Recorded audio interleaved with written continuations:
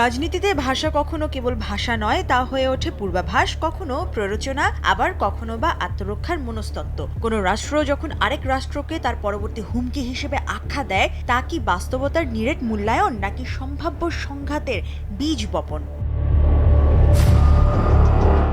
সাবেক ইসরায়েলি প্রধানমন্ত্রী Naftali Bennett সম্প্রতি মন্তব্য করেছেন, কাতারের সমর্থনে তুরস্ক ইসরায়েলের জন্য ইরানের বিকল্পে এক প্রধান কৌশলগত হুমকি হয়ে উঠেছে।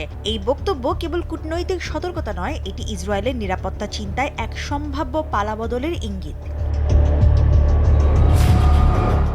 দীর্ঘদিন ধরে ইসরায়েলের কৌশলগত মানচিত্র ছিল ইরান কেন্দ্রিক। পারমাণবিক কর্মসূচি, লেবাননে হিজবুল্লাহ, সিরিয়া লেবাননে অঘোষিত সংঘাত, সব মিলিয়ে শিয়া অ্যাক্সিস ছিল প্রধান উদ্বেগের কারণ। কিন্তু এখন আলোচনায় উঠে এসেছে তুরস্ককে ঘিরে সম্ভাব্য এক সুন্নি বলয়ের ধারণা।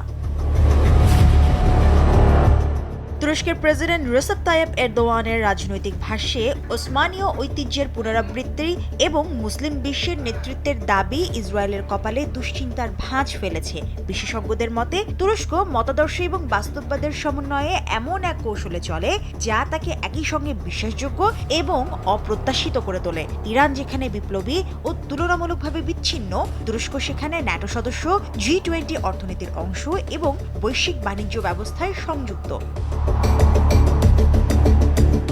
ইসরায়েলি বিশ্লেষকদের শঙ্কা কেবল আঙ্কারাকে নিয়ে নয়, বরং আঙ্কারা দোহা সমীকরণকে নিয়ে। অভিযোগ, এই জুটি মুসলিম ব্রাদারহুড ধারাকে পৃষ্ঠপোষকতা দিয়ে এক আদর্শিক প্রভাব বলয় বিস্তার করছে, যার প্রভাব সিরিয়া ও গাজায় প্রতিফলিত হচ্ছে। সম্ভাব্য দৃশ্যপটে পাকিস্তানের নামও উচ্চারিত হচ্ছে। এর ফলে পারমাণবিক সক্ষমতার কারণে আঞ্চলিক ভারসাম্য বদলে যেতে পারে।